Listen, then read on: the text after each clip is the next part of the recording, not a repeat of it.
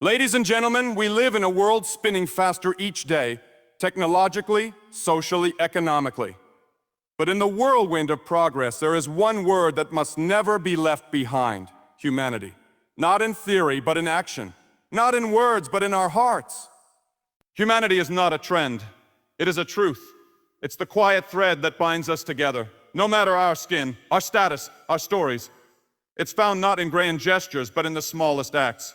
A shared meal, an open door, a listening ear. But here's the question: are we practicing humanity or just preaching it? We educate our minds, but have we educated our conscience? We build machines with intelligence, but have we built a world with compassion? We know how to reach the moon, but do we know how to reach each other? Humanity demands more than emotion. It demands action. It calls for justice in our systems, kindness in our homes, and dignity in our conversations. It requires us to see the invisible, to speak for the voiceless, to lift the fallen, and to forgive the fallen again. Let us remember, humanity is not weakness. It is strength under control. It is mercy when we could judge. It is peace when we could fight. It is love when we could ignore. In the pages of history, we find that every lasting civilization, every enduring movement, was built on the foundation of shared humanity. And every fall began when that foundation cracked. So I ask you today, will you be the one to restore it?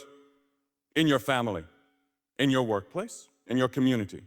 Because the future is not written by the loudest. It is shaped by the most human among us. Let us not just be people of knowledge, but people of heart.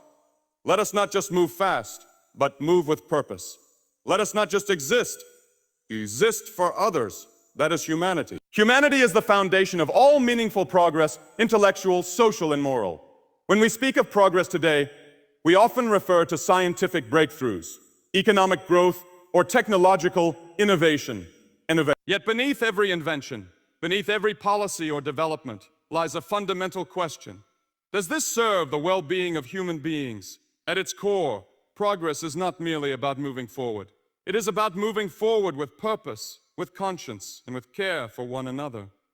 Humanity must guide that journey, or else progress becomes blind, cold, and disconnected. Intellectual growth alone cannot sustain a healthy society. A mind filled with knowledge but void of compassion is like a ship with sails but no anchor. Knowledge can be used to heal or to harm, to build or to destroy. The difference lies in the heart that wields it. A brilliant scientist can discover powerful technologies, but without a sense of humanity, those discoveries can be used to oppress rather than uplift. History is filled with examples where intelligence unbalanced by empathy led to devastation, where ideologies twisted genius into cruelty. Humanity ensures that knowledge serves people, not the other way around. It is the moral compass that keeps our intellectual pursuits grounded in the service of life, not its manipulation or destruction. Social progress, too, finds its roots in humanity. Societies do not thrive because of wealth alone or power alone, or power. They thrive when they are built on respect, on fairness, and on inclusion. Laws can be written and institutions can be formed, but without the spirit of humanity, these become hollow. Justice is not just a matter of system, it is a matter of spirit. The humane society listens before it judges, supports before it condemns, and lifts others as it climbs. A society that neglects its poor, ignores its vulnerable, or excludes its minorities may call itself advanced, but it is deeply regressed in its soul. Humanity reminds us that the measure of progress is not how well the privileged live, but how the least among us are treated. Moral development is perhaps the most intimate aspect of progress that humanity touches. Our sense of right and wrong, our choices between selfishness and service, between bitterness and forgiveness, are all shaped by the level of humanity we carry within us. A person who grows morally does not necessarily know more. They care more. They see beyond themselves. They recognize that life is not a competition to win, but a journey to share. This moral maturity influences how we treat our neighbors, how we raise our children, how we resolve conflict, and how we build peace. Without humanity, moral codes can become rigid, legalistic, and even harmful. But with it, they become alive, relevant, and life-giving.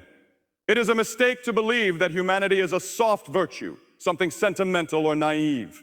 On the contrary, it takes great strength to be truly humane. It takes courage to be kind when others are cruel. It takes resilience to forgive when you have been wronged. It takes wisdom to choose mercy over revenge. These are not weak traits. These are the markers of profound moral strength. A culture that values humanity encourages these traits not only in personal relationships, but in public discourse, in leadership, and in the shaping of collective values. Consider the world's most admired leaders, not just those with titles, but those who moved hearts and changed lives. They were not simply clever or strategic, they were humane. They saw people, not just problems. They listened, they felt, they acted. Their legacies are lasting because they were rooted in humanity. When a leader speaks with empathy, people listen. When a community acts with compassion, people thrive.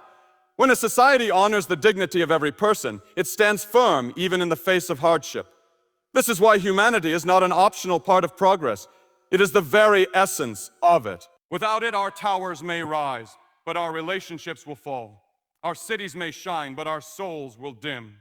We will know how to build machines, but forget how to mend hearts. We will understand algorithms, but fail to understand each other. True progress is not measured in data, but in dignity. It is not judged by speed, but by substance. It is not about how far we can go, but how much we care as we go there. Only when humanity is at the center of our advancement can we claim to be truly evolving, not just as thinkers or builders, but as human beings.